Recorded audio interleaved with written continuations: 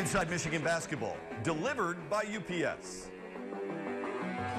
There are a lot of intimidating places to play in the Big Ten, but maybe none more so than this place, Assembly Hall on the campus of Indiana University in Bloomington. Michigan knew that the Hoosiers had the #1 scoring offense in the Big Ten, the #3 shooting club in the conference, and a team that had beaten Michigan in each of their meetings since January of 2009. Most thought the Hoosiers would roll over the Wolverines yet again, but Michigan showed an awful lot of spunk on a Sunday afternoon. Indiana loves to run and push the pace, and they showed it on Sunday. Robert Johnson and Kevin Farrell played hurry up, and IU charged out to an 8-3 lead before Spike Albrecht got sneaky and shifty. Indiana would push their lead to 6 points until the Wolverines got a free throw and then a steal and score from Fisher's Indiana native Zach Irvin. Left it for Williams, lost the handle, grabbed by Irvin. Irvin hop step in the lane, left-handed layup's good, and he's fouled. Hoosiers responded, though, riding the 5th leading scorer in the league, James Blackman, who is hitting tough shots in the lane and blowing by defenders. He had 9 of his team's first 18 points, and the Hoosiers led by 9. Michigan would chip away, helped by Mark Donnell, who came off the bench and delivered inside and outside. A drive on Hartman, a spin on Hartman, tosses over his head. Donnell for 3. Ring it up. Donnell had 7 first-half points, but Michigan uncharacteristically turned it over 7 times. They couldn't slow down the Hoosiers inside, who kept driving and scoring, and IU led at 36-29 at the break. Michigan scored the first 4 points of the second half and got within 3, but then Indiana ran off 8 straight points, capped by Robert Johnson's triple. It was 44-33. Irvin responded with his own personal 5-0 run. It turned into a tug of war after that. Ricky Doyle flexed his muscle inside, and Irvin dialed up long distance, while the Hoosiers used the high-flying act of Troy Williams. Every time Indiana built a hefty lead, Michigan responded with big plays from Irvin, Doyle, who was a point shy of a career best, and Albrecht, who hit a huge couple of threes late.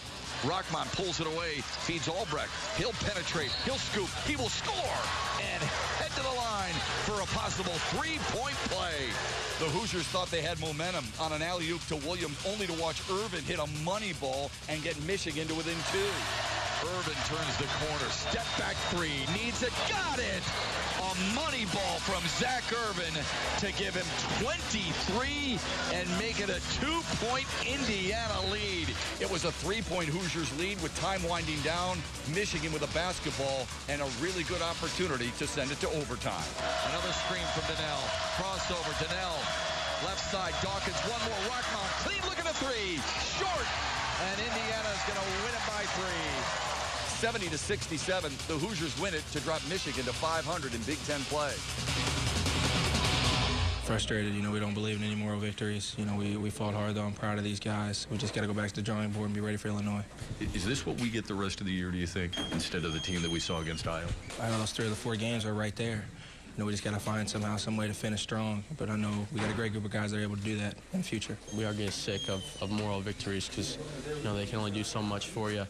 It's just a disappointing loss, but, I was really proud of the way we fought out there. Coach, it's a hard place to win. I mean, this team's now 14-1 here. You pushed into the very last possession. Any consolation in that at all? No, not really, Matt. That's been the story with our Wisconsin-Michigan State game. Our kids are fighting hard. We're learning on the fly. Proud of the way we're playing. But we can win these games. We can win these games. There's some areas that we can control that our coaching staff and the team will work, and we will control going forward. And hopefully we'll get some more wins in environments like this or against teams of this talent. You shoot 50% from the floor. It looked like your offense was very effective. Why so? Well, I think that our kids played with a lot of confidence. I thought we had assists today that we haven't had, and we didn't turn the ball over. It was more like our number of 9. So we did some really good things offensively, and I loved how aggressive we were at times. So I'm proud of it. Our defense has to get better. When we were playing zone early, they just drove right by us, and our young kids got to be ready for this speed of this game. Zach Irvin, speaking of aggressive, seemed really aggressive on Sunday. Well, he should be. He's a good player. We want him to be aggressive, but but we want him to see the floor at the same time. So he did some really good things today, and I'm glad he was able to have success in his home state. And then now we got to pick it up, and we got to go to Illinois, and he's got to have a similar type of efforts, which I thought today. And so part of that talent is just having the right mental framework, whether it goes well, whether it goes badly, have the right mental attitude. I know you're looking for some consistency with your bigs, but Ricky Doyle and Mark Donnell really helped you today, didn't they? Yeah, Ricky is you don't see it as much, and we see it maybe in practice. And for a freshman, for an 18-year-old playing in this environment every night, it is a challenge. Coffee with the Coach brought to you by Tim Hortons Cafe and Bake Shop. This one from Scott in Farmington Hills. Do you get the sense the teams, even though you're not having the same successes you've had over the recent seasons, are still aiming for Michigan? Is Indiana and Iowa still aiming for the Wolverines? Well, I think they look at our team and they know if they're going to have a good year, they got to beat Michigan. And I think if they're going to beat Michigan, they better bring their A game. That we're not stopping despite any adversity we've had. This adversity is opportunity for some guys to play, and they better bring that to us or they're going to lose. Thanks, Coach. All right, thank you. Inside Michigan Basketball, delivered by UPS. Let UPS put the power of logistics to work for you. Michigan and Iowa, their lone meeting of the season this year, and the Wolverines had won the previous 5 matchups at Chrysler Center. Both teams had good looks early on. Michigan with an aggressive take from Zach Irvin, an acrobatic lefty leaner from Spike Albrecht, and then a smooth 3 from Muhammad Ali Abdur-Rahman, and Michigan led it 7-6 early on. U of N would then extend their lead to a half dozen thanks to a Zach Irvin 3 and a pair of pretty jumpers from freshman Cam Chapman. 4th lead change already. Michigan short. A follow-up by Chapman. He's got a half dozen on a little acrobatic scoop inside to tie it at 18. Iowa used a 12-5 run to claim a 2-point advantage, though. Sophomore Peter Jock was the primary reason, thanks to a pair of triples. Michigan tried to answer, but the shots just weren't falling. They shot just 35% in the opening half. Meanwhile, the Hawkeyes continued to push the tempo and got some easy buckets. They closed the half on a 12-0 run with every point scored in the paint. Michigan went the final 6:58 without a hoop and trailed by 10 at the break, 31-21. Iowa picked up right where they left off in the second half, hitting 4 of their first 5 shots and jumping out on an 11-4 run to take their largest lead by 15. The visitors would push it to 18 before Michigan started to get some shots to fall that included a Zach Irvin kiss off the glass and an Aubrey Dawkins triple. His left side for Dockich, a ball fake left, delivers back to Dawkins, catches and fires for 3 good. Aubrey Dawkins knocks home the 3. Dawkins stayed red hot. He had a couple more threes and would finish the game with a team best 16, all 16 of those points coming in the second half. The Wolverines actually pulled within single digits, only to watch Iowa hit the offensive glass and answer on a 5-0 spurt, push the lead back to double digits, and they would cruise from there. The Hawkeyes shot 72% in the second half, 63% for the game. They also scored a season-best 42 points in the paint, and they snapped their Chrysler Center 5-game losing streak with a convincing 72-54 final.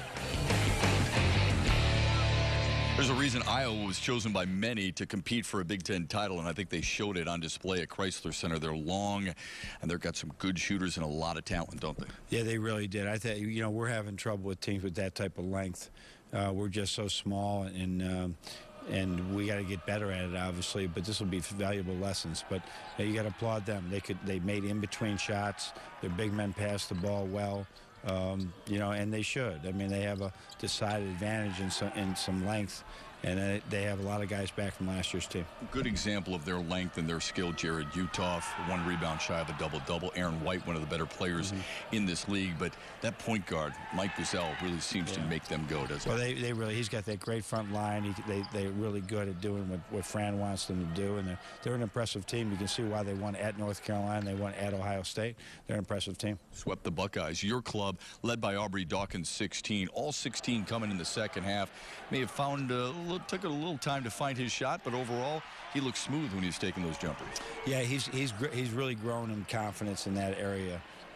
He's working on a lot of other areas he's got to get better at, but he is growing in confidence knowing he can shoot from the outside. Coach, thanks as always. We appreciate it. All right. Thanks, Matt. I'm Ed Kingersky. We'll go behind the scenes with the 2 early enrollees of Jim Harbaugh's 2015 recruiting class. That's still to come on Inside Michigan Basketball. Welcome back to Inside Michigan Basketball. The women's team had a chance to do something special last week in East Lansing, sweep a season series from the Spartans, and they did just that. The game started out as a tug-of-war, with the Spartans taking an early 12-9 lead 7 minutes into the game. Michigan's defense stiffened, and the Wolverines went on a 20-2 run in the next 10 minutes. Out to Thompson, open 3 on the way, splash. Madison Rostovsky's lefty layup and Sierra Thompson's third triple of the half helped ignite the blue team's breakout, and Michigan grabbed a 37-21 halftime lead on the road. Michigan scored the first 6 points of the second half to push its lead to 22 points.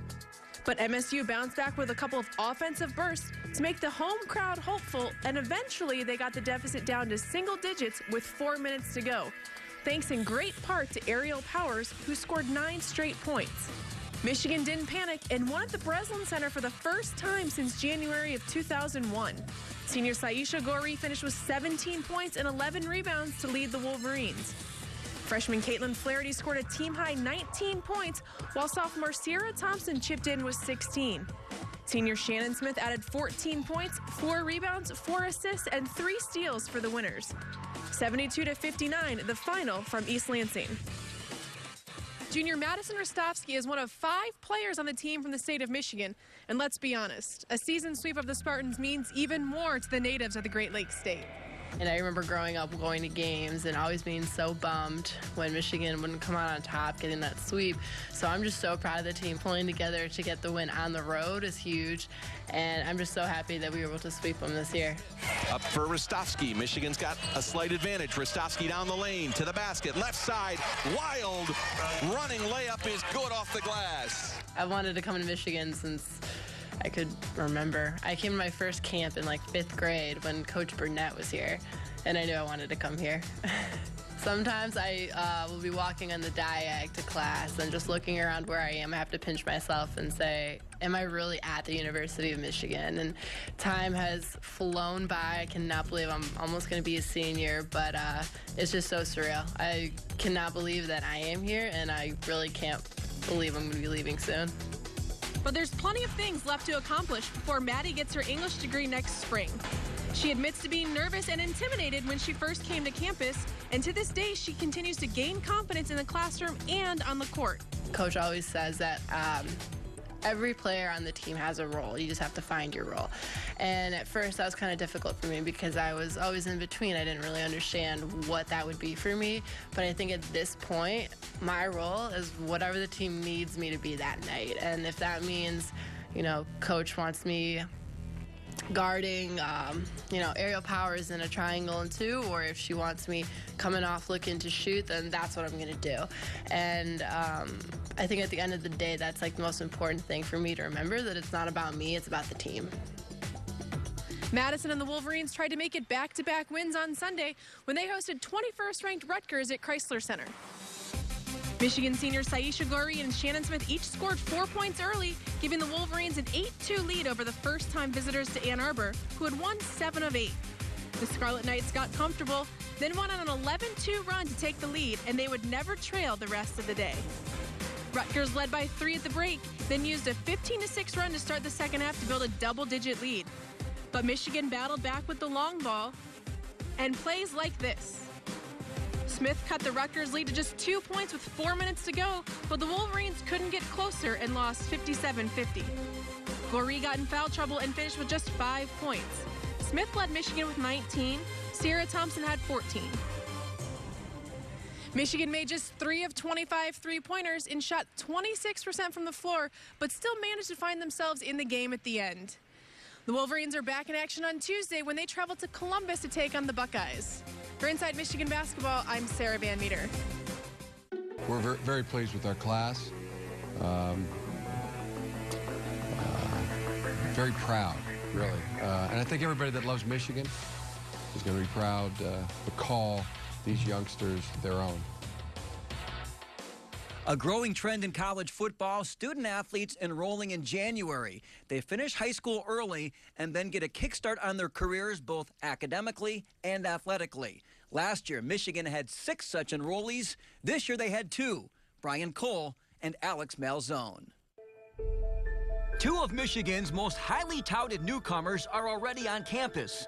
Cole comes from Saginaw Heritage and Malzone from Birmingham Brother Rice. Coming straight from high school, just leaving a semester early, it's just totally different. Like, the way things are through emails, homework assignments. Like, to be honest, I never typed a 4 to 5 page paper, and I had to for my first time here, so like, it's totally different, still transitioning in. It's definitely been different from high school, but I've definitely been enjoying it. I knew Brian coming in pretty well, and we definitely bonded as roommates and teammates. Yes, you heard that right. The 2 freshmen are roommates. And while both are excellent students, enrolling early was a big decision.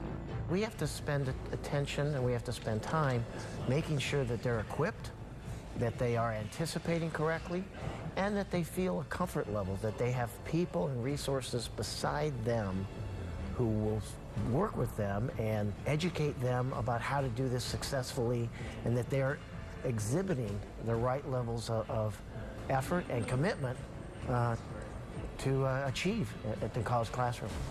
Alex says it was something he had been thinking about all through high school. I felt like it was the right decision for me, and so did my family, academic-wise and football-wise. So this y-intercept and that y-intercept, this one is midway between those 2. We got that? So find this y-intercept, find that y-intercept, and find the midpoint between those 2. That will give you this line. Having a chance to play early, I feel like there's definitely a chance there. I just need to go out there and prove it to myself and the coaching staff. Very good, all right. You've done very good. For Brian, it was that same anxiousness for the next challenge. I just really want to get a head start on my career, football-wise and education-wise. What's audience analysis? What's the definition? How would you reply? What did it feel like the first time you sat in a college class? It was crazy. Because, I mean, my first class before my schedule got changed, it was like over 100-something people in there. So I was like, whoa, this is totally different. I didn't have a big class like he did. I was kind of a smaller class, English class, about 20 students. It was definitely something different. They have to acclimate very quickly, and so we're part of just being around them and making sure they are starting their studying with us earlier. You know, most of our students will start their study sessions and tutorials the second week of classes as they settle in. Our new students are with us the very first day because that exposure to the structure of how we support students is critical, and we want to fit them in so they feel totally supported and comfortable on this fast-paced, high-change experience. The other adjustment has been socially, where they've also adapted very quickly. Ooh, come on, dude, that was so close. Oh! I've met a lot of new people, and I mean, I'm definitely a guy that likes to meet new people, and I'm social and introduce myself to people, so that's definitely been pretty fun. I never had to walk that far to go to a class. Like, I'm in one building, and then I just go from class to class, but then having to walk maybe like a 15-minute walk, a 5-minute walk, having to wake up early for breakfast, just everything's totally different. How's your roommate been? He's good. I love that. He's taking care of me. That's my dog right there. The 2 roomies doing a nice job adapting very quickly, and they both told us they're looking forward to spring ball. For Inside Michigan Basketball, I'm Ed Kingerski. Inside Michigan Basketball, delivered by UPS, is brought to you in part by Absol Pure Water, the official bottled water of the Michigan Wolverines. Our Al Rose Steel Ironman of the Week, Zach Irvin, the Fishers, Indiana native, despite having just 7 in the loss to Iowa, came home and against the Hoosiers in Bloomington, matched a season high with 23 points and 3 steals, matched a career high with 9 field goals made. Zach Irvin, our Al Rose Steel Ironman of the Week. This one was really personal, coming back to Indiana. This is always one that we want to win. It was just a tough loss for us tonight. That's it for this week's edition of Inside Michigan Basketball. Thanks for joining us. We invite you back next week where the Wolverines have just 1 game to break down It's a matchup against the Fighting Illini and Champaign-Urbana as John Beilein and company seek a season series sweep. Until then, have a great week, everybody, and go Blue.